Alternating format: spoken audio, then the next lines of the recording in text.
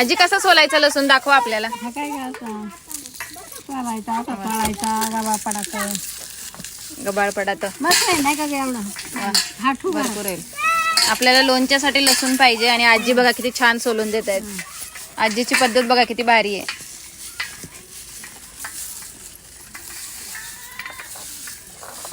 सगळंच घालायचं ना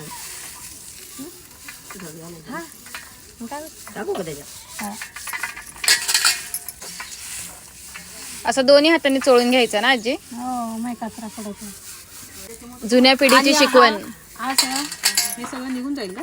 वा सगळा कचरा एका बाजूला लसूण एका बाजूला.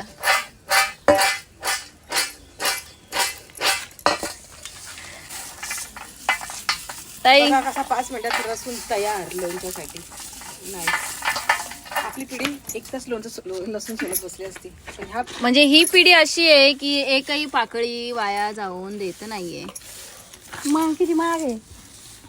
किती महाग आहे आजी असा लसूण. असं 100 रुपये तर किलो आहे. आता झालाय 400 रुपये होता. खरं आहे ना. 100 रुपये असो वा 40 रुपये असो पैशाची किंमत असते. तुम्ही नोकऱ्या करता म्हणून पैसा खरं आहे. सगळं पैसा आहे.